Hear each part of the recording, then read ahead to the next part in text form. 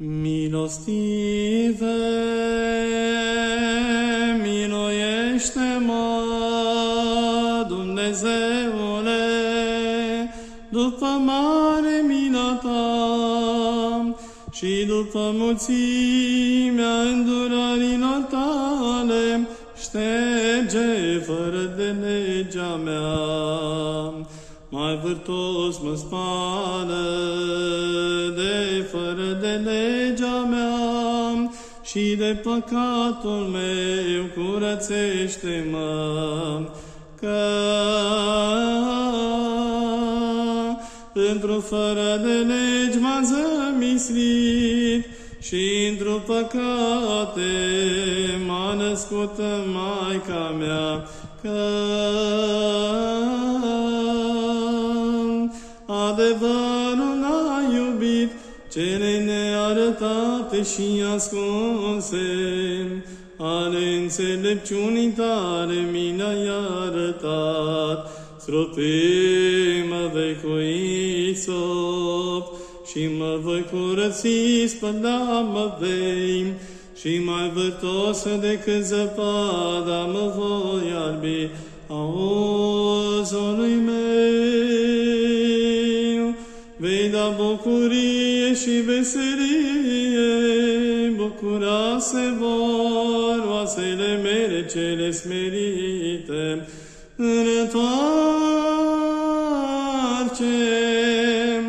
fața ta de către păcatele mele și toate fără de legile mele șterge-le. Inimă curată zidește într-o mine și Duh drept înnoiește într-o cele dinăuntru ale mele. Nu mă lepăda de la fața ta și Duhul tău cel Sfânt nu lua de la mine.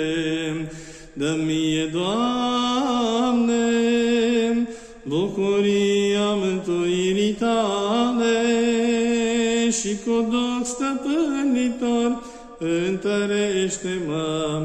Doamne, buzele mele vei deschide și gura mea va vesti lauda ta, că de ai fi voit jertfă ți-aș fi dat, arderile de tot nu le vei binevoi. Jertfa lui Dumnezeu, Duhul umilit, inima înfrântă și smerită, Dumnezeu nu o va urgisi.